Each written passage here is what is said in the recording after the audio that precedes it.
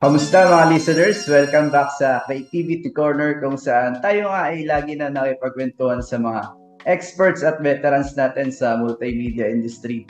Ako po si Kian at kasama natin ngayon ang isang tunay na alamat sa larangan ng TV and production. Walang iba kundi si Direk Nomar Santiago. Kamusta ka naman po ngayon, Direk? Mabuti naman, Kian. Medyo kinabahan ako dun sa alamat, no? Yung sinabi mong alamat.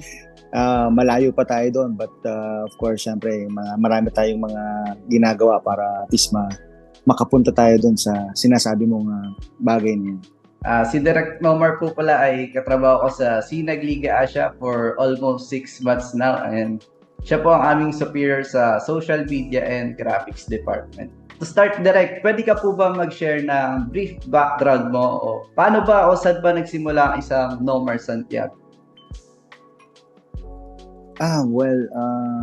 If you are asking me paano nagsimula ang aking karera sa mundo ng media industry, it was way back 2003, no? After graduating from college. No? I was just very fortunate na ma-hire as a PA sa noon medyo talagang possible pa lang na channel sa cable industry. If you happen to know or maybe you heard of Solar Entertainment before, yan, kung saan yung mga channels ng Basketball TV, Solar Sports, ETC, yan ang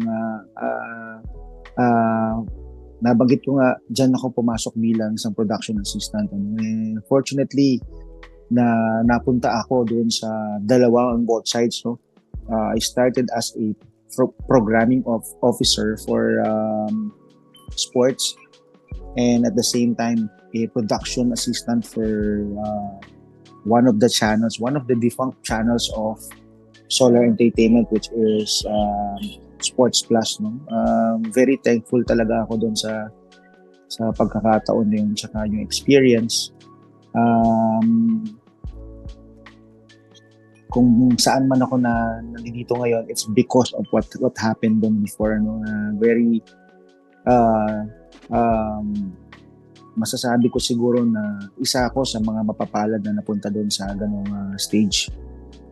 Kasi yung mga kasabayan ko nung college kami, kasi by the way, I'm a mass comm student. No? I was graduated as I was a mass comm graduate. So yung mga kasabayan ko, halos iilan lang yung mga nag-practice ng kanilang course talaga, craft.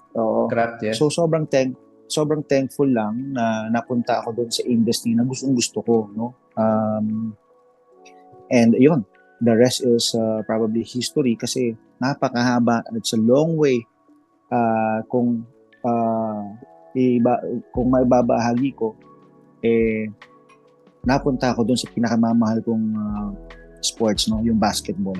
So after being hired as a PA for sports channel, nabigyan ako ng opportunity to handle my own channel, no. So I was the head for TV production ng Basketball TV. If you happen to know or remember kung saan may-area yung ating NBA noon yung panahon na yun.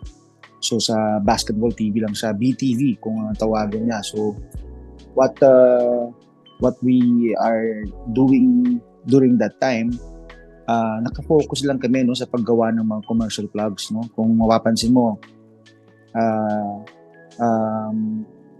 kapag nag-uusap tayo sa mga pluggings, pag nag-uusap tayo sa mga running times, TRT, power treatment ng plug, paano ang ginagawa sa isang commercial plug. So yun, very thankful ako kasi napagdaanan namin lahat yan. So from the get-go, how a commercial is being done, no, from the get-go. So yan, until such time, after ng solar stint ko, napunta na ako doon sa freelancing. No? When I started doing the freelance business, I was able to yun, was able to at least get into the world of live basketball. Yun. So that's the time na nakapag-start na ako mag-direct ng own basketball show. No? So yan, from the production side, lahat ng on-ground preparations for the game, the on-air graphics, the content, the scripting, even yung administrative side ng basketball. So again, God willing, so sobrang thankful ako doon sa opportunity na nangyari sa akin. Mahaba na siya kung tutuusin, but of course we are always a student of the game. So we always want to explore and learn new things. So sobrang dami pa natin na kailangang aralin at sobrang dami pa natin na kailangang alamin para mas mapaganda pa lalo yung mapabuti yung craft natin. Look at that, direct. Napakasaya lang kasi natuto rin tayo doon sa mga kasama natin. No? So sobrang galing ng mga ibang mga nakasama natin. They also share their experiences. They also share their talents. That's the thing na ginagawa natin yun. Alam mo, ang talent natin, hindi mo naman pwedeng ikahon yan. Binigay sa atin ni Lord yan to share and to share it, and then so other people experience the same experience na lang nangyari sa atin. So, yun, napakalawak niya at napaka complicated in a way, but kung talagang mahal mo yung ginagawa mo, I don't think magkakaroon ka ng problema dyan. So, yun. Nasa sharing na rin naman tayo, direct. Pwede mo ba kami bigyan na konting walkthrough sa papel niyo po bilang Head of TV Production? Ano po ba yung mga usually ginagawa? Ayun, so I mentioned earlier, no, ang ginagawa natin on a daily basis as a head of production, just to give everyone a glimpse of what I do every day. I'm also the TV director, no, of Sinag. No? Yes, so first of all, syempre, we prepare for all the materials that we need and we're going to use for the day, for our daily routine, no, sa mga games natin. So from scripting, kailangan ready ang script, intact, at saka maganda ang treatment ng mga graphics natin sa on-air. So, alam mo, very, very sophisticated, saka at the same time, very delicate, no, yung mga graphics. Ang ugali natin mga Pilipino, basta nagawa natin, salpak tayo ng salpak. No? So, yan ang ako, I'm also guilty as charged, no? Kasi most of the time na-overwhelm ako pag magaganda yung nakikita kong graphics. So tao lang din naman tayo, but that's the lesson that I want to impart. Kasi dapat before and after, you need to check kung maayos lahat yung product or yung nagawa mong produkto, no? Kasi yan ang binibenta natin.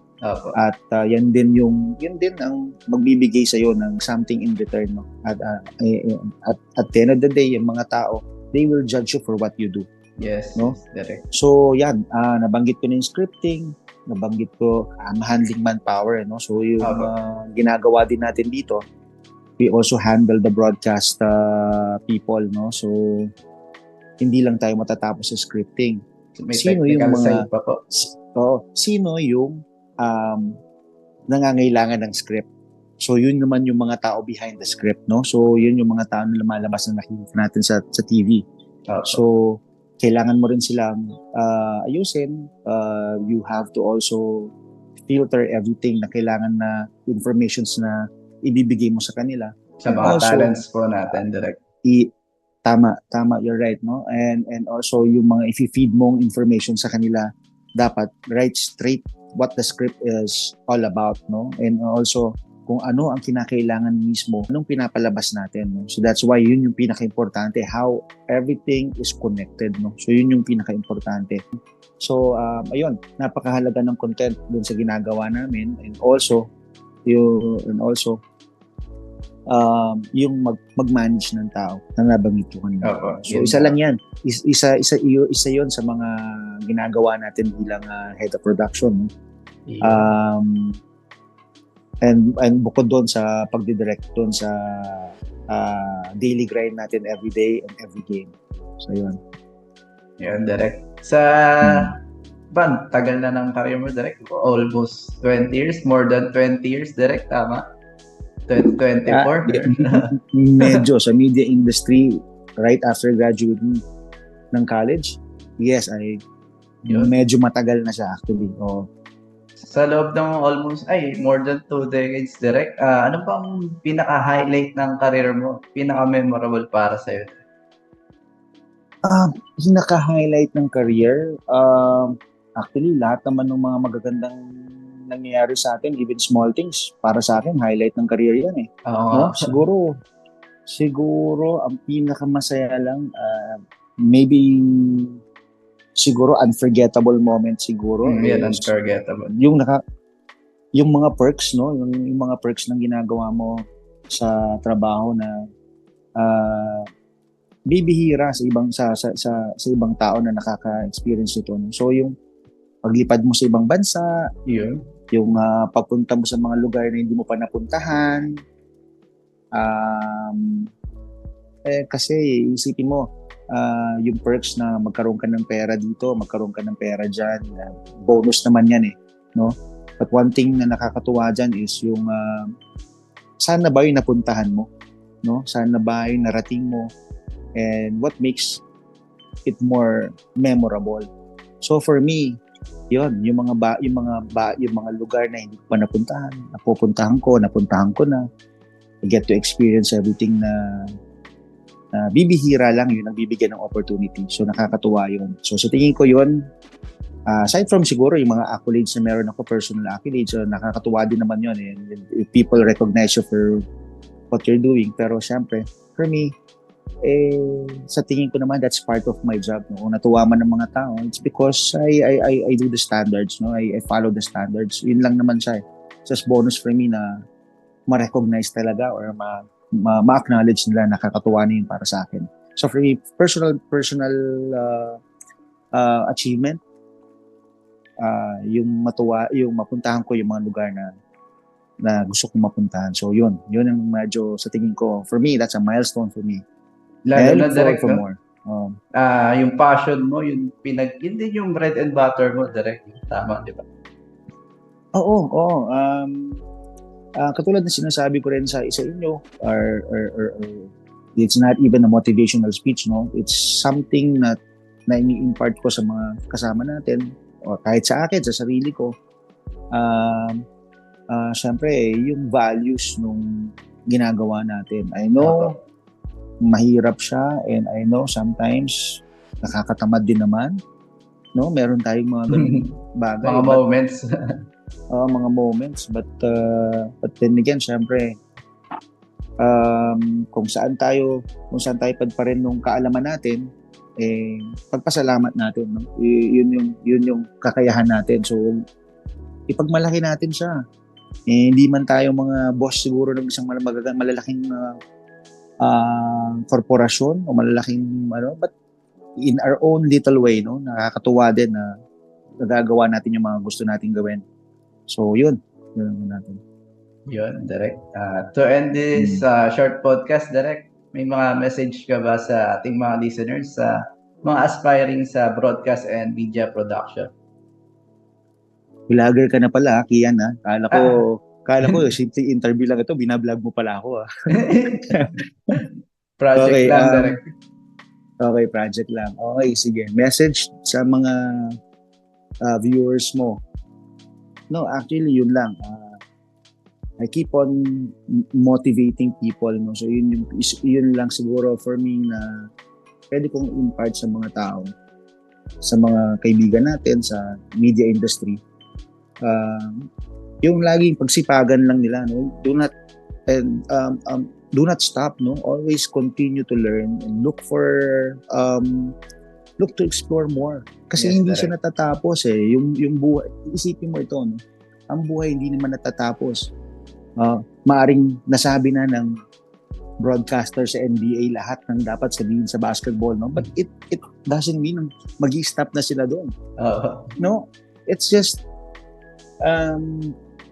how you treat every day yung mga luma and tweak it a little more para maging bago ulit siya.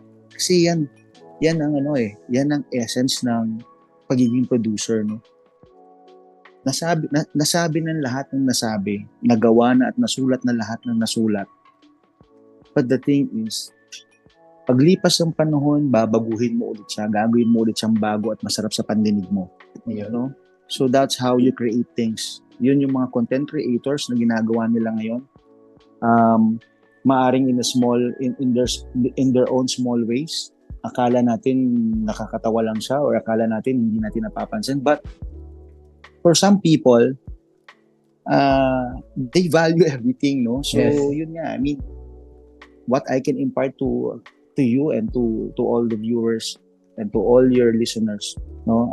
Always explore and always learn and be the student of the game, no? Hindi siya natatapos. Always be creative. Squeeze all the juices in your head. Yes. Share your knowledge to everyone. Kasi hindi mo pwedeng itago yung knowledge mo, no? Yun ang pinaka-importante.